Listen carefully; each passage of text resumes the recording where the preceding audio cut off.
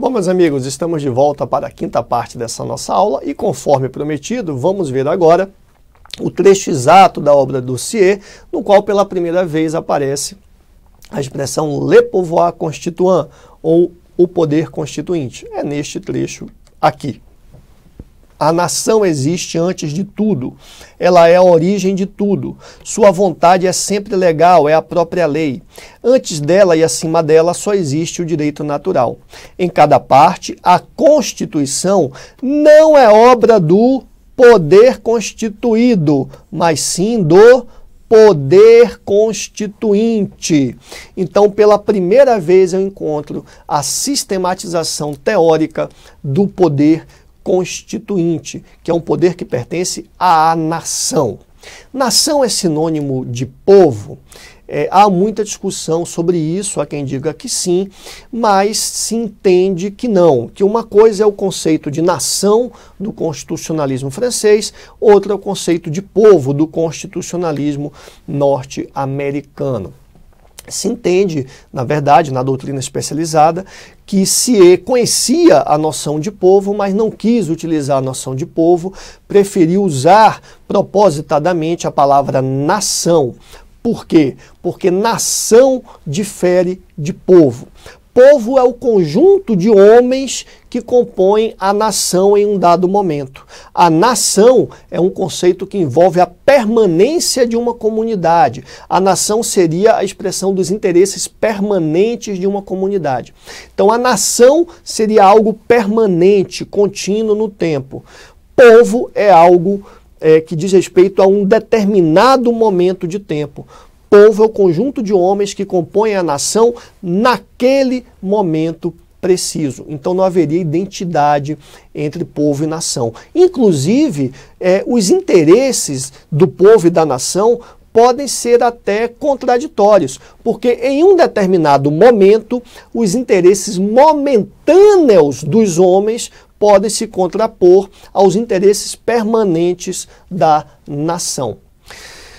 Eu disse que pela primeira vez se fez a sistematização teórica do poder constituinte, isso é verdade, a expressão Le pouvoir constituant aparece aqui pela primeira vez, mas como nós estamos numa pós-graduação, eu gostaria de dizer que no constitucionalismo inglês nós encontramos uma importante contribuição para a teorização do poder constituinte, para que Sieyès pudesse teorizar sobre o poder constituinte. Eu falo da contribuição de John Locke. O Locke, embora ele não tenha utilizado a expressão poder constituinte, ele utilizou ele cunhou na sua obra doutrinária algo muito similar, que foi o Supreme Power, o poder supremo. Ali, nos dois tratados sobre o governo de Locke, é um livro de 1689, portanto, 100 anos antes da obra do Sieyès, eu já encontrava no Supreme Power pressupostos teóricos que podem ser identificados como poder constituinte, embora Locke não tenha falado em poder constituinte, e sim em Supreme Power. O que eu encontro na obra do Locke? Eu encontro o seguinte: o poder supremo, o Supreme Power, é conferido à sociedade ou comunidade e não a qualquer soberano. O Sieyès vai dizer que o poder constituinte é da nação, não é daqueles que exercem cotidianamente o poder na nação. Eu encontro no Locke que, por meio do contrato social, o povo confere ao legislador poderes limitados e específicos, nunca arbitrários. Sieyès vai dizer que a Constituição, que é fruto de um poder da nação, ela é um poder diferente do poder constituído. O poder constituído, dentre eles, o poder do legislador. O poder constituído é um poder limitado, não é um poder da mesma estatura do poder constituinte. Em Locke, eu encontro que somente o corpo político reunido no povo pode estabelecer a constituição política da sociedade. Em Sieyès, eu vou dizer que somente uma Assembleia Nacional Constituinte, formada por representantes da nação, poderá tratar, utilizando o exercício do poder constituinte, da constituição da sociedade. Então eu tenho aí uma contribuição de Locke que teria implicitamente se referido às bases da definição entre poder constituinte e poderes constituídos 100 anos antes do CIE. Mas a expressão poder constituinte ela aparece não no constitucionalismo inglês e sim no constitucionalismo francês, como nós vimos na obra do CIE. Bom, então o CIE fez todas essas propostas e os Estados Gerais do Reino são reunidos em Versalhes e os trabalhos são abertos em 1789 e algo que CIE propôs ocorre. O número de representantes do terceiro estado, 556, é similar ao número de representantes dos estados privilegiados. O clero tem 279 representantes e a nobreza 287. Então há um certo equilíbrio. Mas não há um consenso sobre o procedimento de votação. Permanecemos com a votação por estado, que já sabemos que vai dar 2-1, ou passamos para a votação por cabeça, cujo resultado é imprevisível. Com isso, teve um conflito entre o terceiro estado e os estados privilegiados, e o rei Luís XVI, diante daquele negócio ali, mandou dissolver a Assembleia. Mas a Assembleia não cumpriu a ordem do rei. Em 15 de junho de 1789, o terceiro estado instituiu uma Assembleia Nacional. Em 9 de julho de 1789, a Assembleia Nacional, com apoio de deputados do baixo clero, se autoproclamou em Assembleia Nacional Constituinte. Em 14 de julho ocorreu a queda da Bastilha. Aí o povo foi para a rua e aí realmente a situação tomou outro rumo. Em 4 de agosto de 1789, essa Assembleia Constituinte editou um decreto abolindo os privilégios feudais, inclusive os fiscais, promovendo a igualdade tributária. E, dias depois, ainda em agosto, agora no dia 26 de agosto, essa Assembleia promulgou a Declaração dos Direitos do Homem e do Cidadão. Documento fantástico para os direitos humanos e para o constitucionalismo que eu trago aqui para os senhores. Os representantes do povo francês, reunidos em Assembleia Nacional, tendo em vista que a ignorância, o esquecimento ou desprezo dos direitos do homem são as únicas causas dos males públicos e da corrupção dos governos, desprezar direitos do homem, propagar o retrocesso civilizatório, a ausência de direitos é uma das causas da corrupção dos governos, resolvem declarar solenemente os direitos naturais, inalienáveis e sagrados do homem, a fim de que essa declaração, sempre presente em todos os membros do corpo social, lhes lembre permanentemente seus direitos e seus deveres. Artigo 1º. Os homens nascem, são livres e iguais em direitos. As distinções sociais só podem fundamentar-se na utilidade comum. Ou seja, a condição humana leva a uma igualdade em direitos. A lei não pode desigualar. A lei só pode estabelecer distinções sociais se isso tiver como fundo a utilidade comum. Isso significa dizer que não é natural que a lei trate desigualmente as pessoas.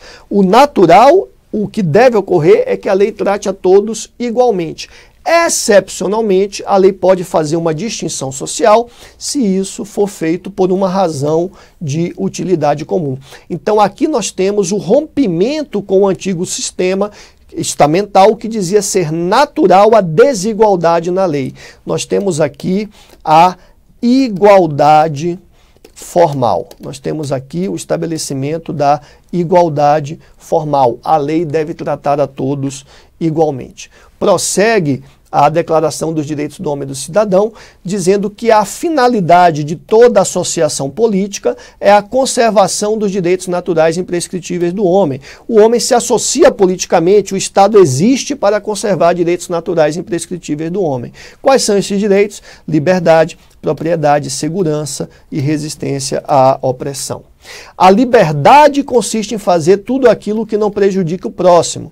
Assim, o exercício dos direitos naturais de cada homem não tem por limites, senão aqueles que asseguram aos outros membros da sociedade o gozo dos mesmos direitos. Esses limites apenas podem ser determinados pela lei. A lei não proíbe, senão as ações nocivas à sociedade. Então a lei deve se autoconter, a lei não deve se intrometer na vida das pessoas, deve proibir somente aquilo que for nocivo à sociedade. Tudo que não é vedado pela lei não pode ser obstado e ninguém pode ser constrangido a fazer o que a lei não ordene. Todo acusado é considerado inocente até ser declarado culpado e, se julgar indispensável prendê-lo, todo o rigor desnecessário à guarda da sua pessoa deverá ser severamente reprimido pela lei. Ninguém pode ser molestado por suas opiniões, incluindo opiniões religiosas, desde que sua manifestação não perturbe a ordem pública estabelecida pela lei. A livre comunicação das ideias e das opiniões é um dos mais preciosos direitos do homem. Todo cidadão pode, portanto, falar, escrever, imprimir livremente, respondendo, todavia, pelos abusos desta liberdade nos termos previstos em lei. Todos os cidadãos têm o direito de verificar, por si ou pelos seus representantes, da necessidade da contribuição pública, olha aqui a questão tributária, de consenti-la livremente e de observar o seu emprego, de lhe fixar a repartição, a coleta, a cobrança e a duração. A sociedade tem o direito de pedir contas a todo agente público pela sua administração. A responsabilidade do agente público perante a sociedade. Então, não posso admitir uma situação na qual o agente público seja irresponsável perante a sociedade. E o famoso artigo 16 da Declaração de Direitos do Homem e do Cidadão. A sociedade em que não esteja assegurada a garantia dos direitos e que não tenha estabelecida a separação de poderes, não tem Constituição. Portanto, eu não posso falar em Constituição sem garantia de direitos e sem separação de poderes. Veja que algo que está no seu sentimento constitucional hoje, como nós estamos conversando por toda esta aula.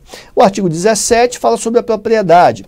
Como a propriedade é um direito inviolável e sagrado, ninguém dela pode ser privado, a não ser quando a necessidade pública legalmente comprovada o exigir e sob condição de justa e prévia indenização.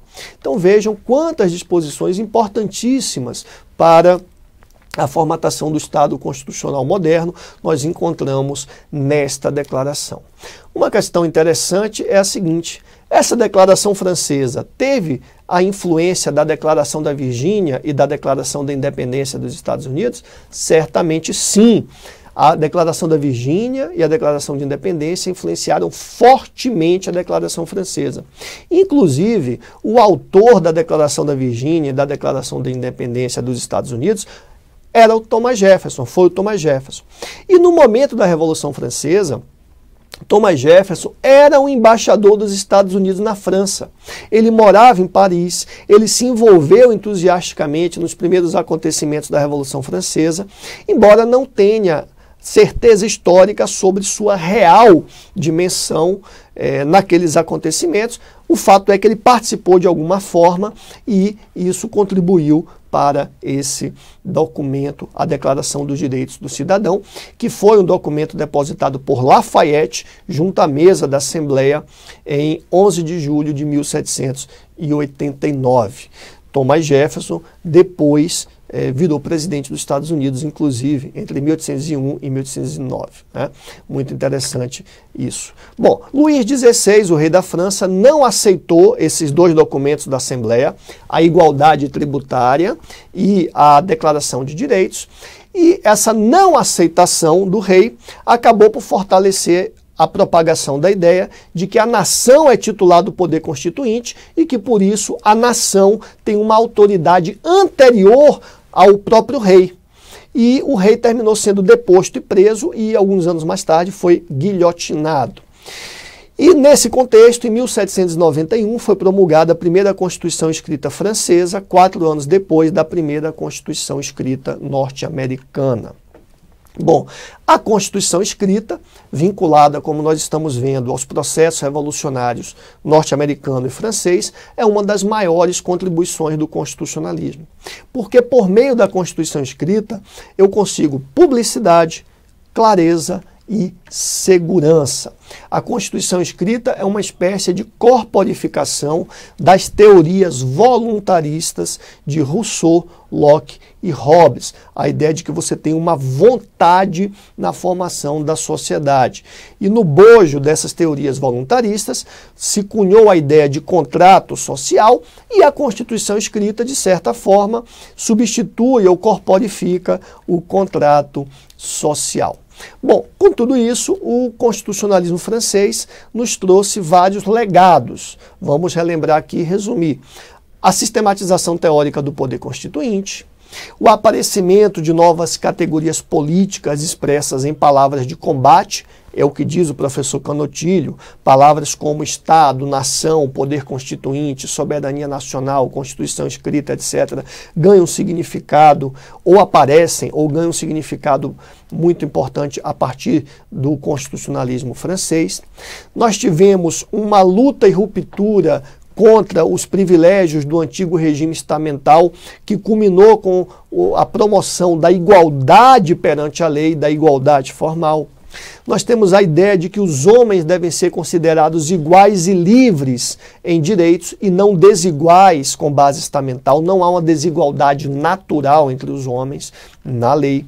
Nós temos ainda o abandono da ideia de que os direitos são derivados dos estamentos e, com isso, o surgimento de direitos individuais, universais e naturais de todas as pessoas. A condição de ser humano, a natureza humana, é a única condição necessária para usufruir desses direitos. Então são direitos naturais do ser humano, expressos ali na Declaração Francesa, e que vão formar aquilo que nós conhecemos hoje como sendo os direitos fundamentais de primeira geração, que exigem do Estado, principalmente, obrigações de não fazer, de abstenção. Direito à vida, à liberdade, à propriedade. Estado, não retire a minha vida, não retire a minha liberdade, não retire a minha propriedade. Então os direitos passam a derivar da natureza humana, da condição de ser humano, e não mais do estamento ao qual aquela pessoa pertencia.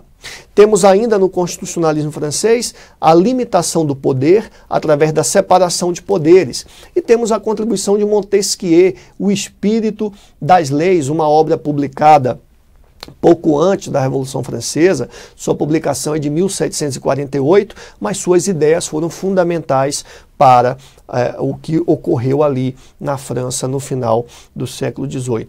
Temos a consolidação da ideia de adoção de uma Constituição escrita e temos a formatação do modelo do Estado liberal predominando. Tudo isso, contribuição do constitucionalismo francês.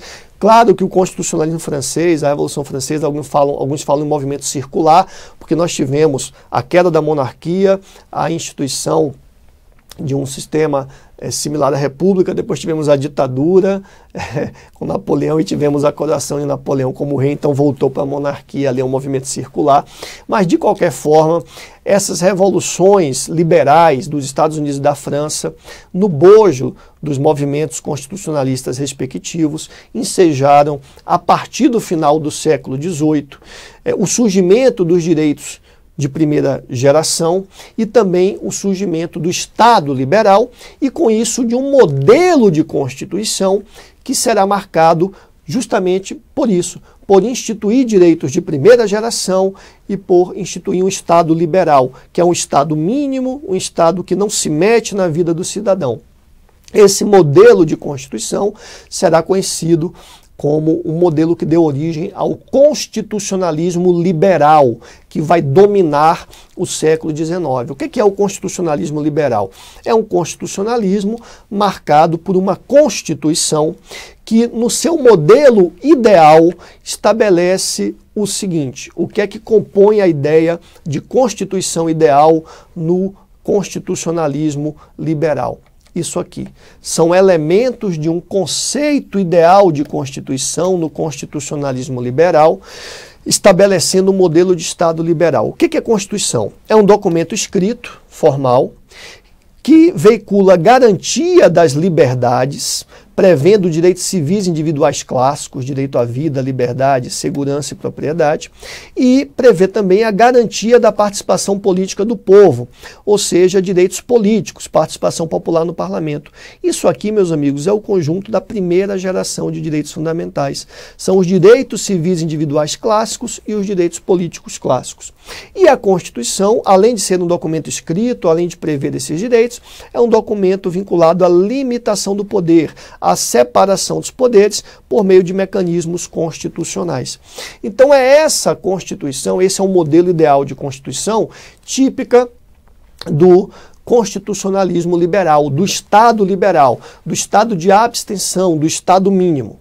Esse conceito ideal, vamos lembrar, já estava no artigo 16 da Declaração dos Direitos do Homem, que dizia: toda sociedade na qual não está assegurada a garantia dos direitos nem determinada a separação de poderes, não tem Constituição.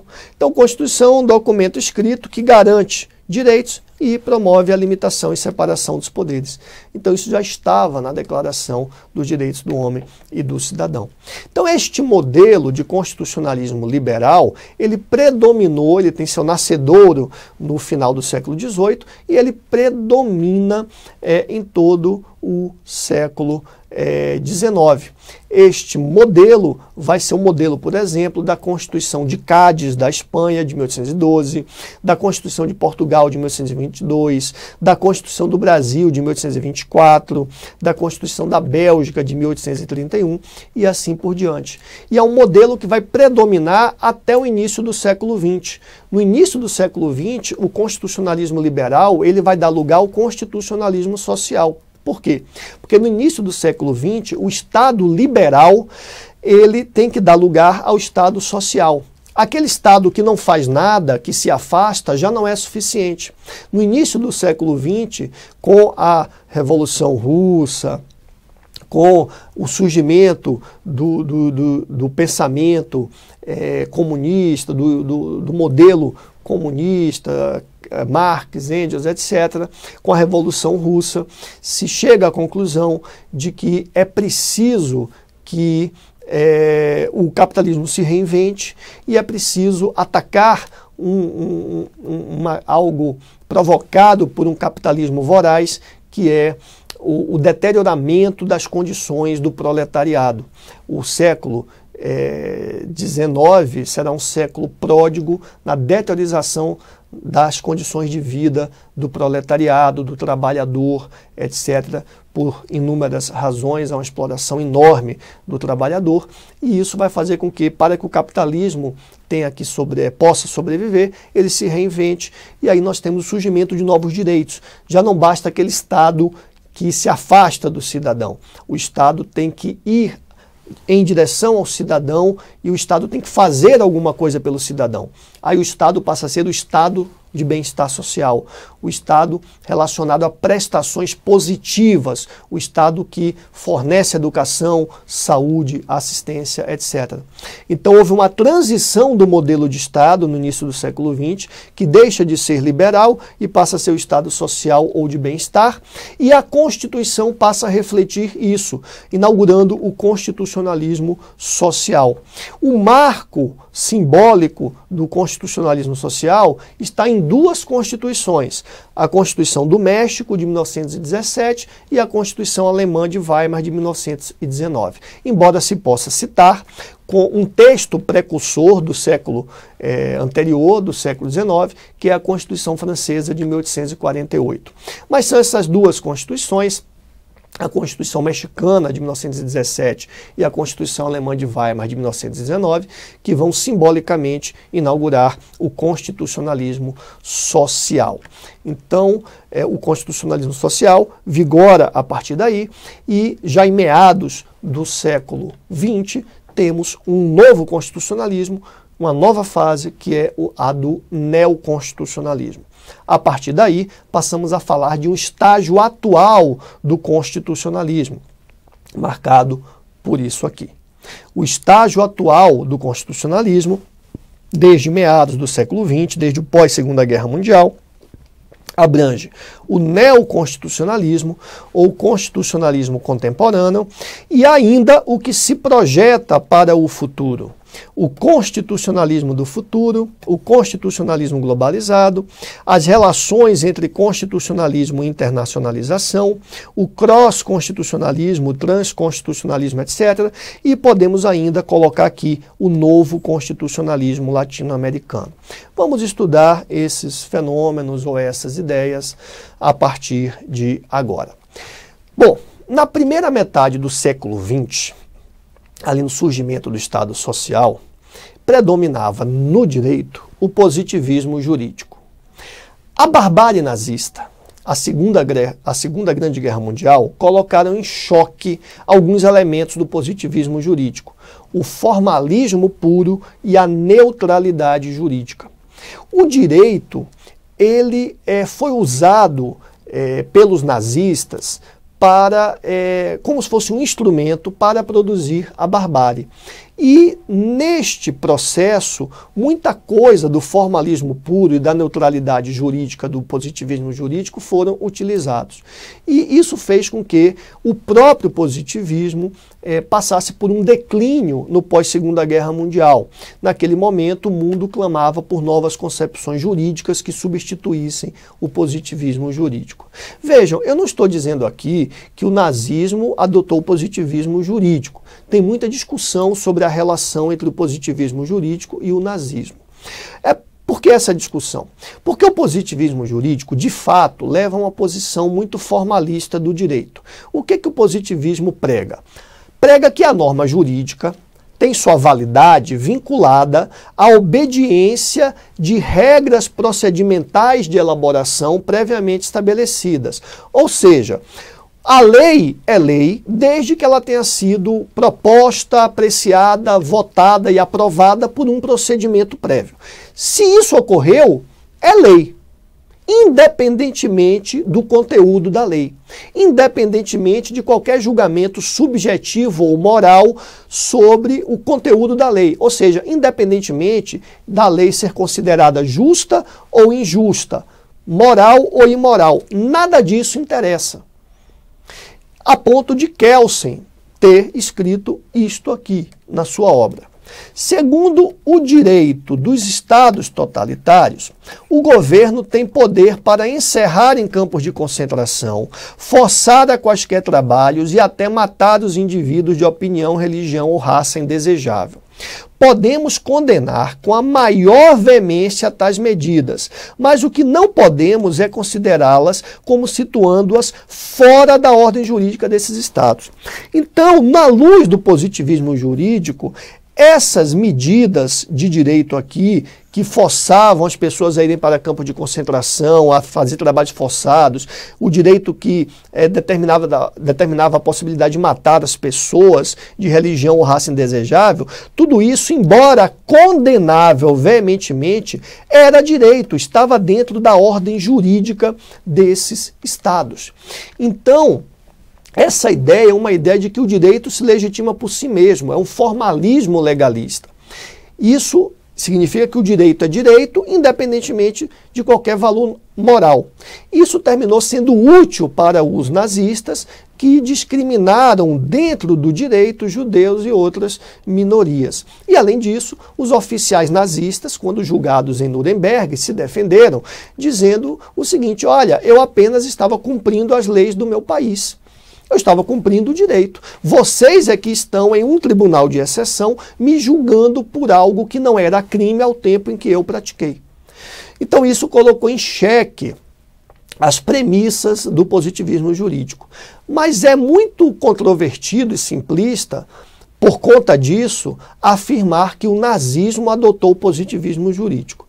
Na verdade, o nazismo desprezou muita coisa do positivismo jurídico.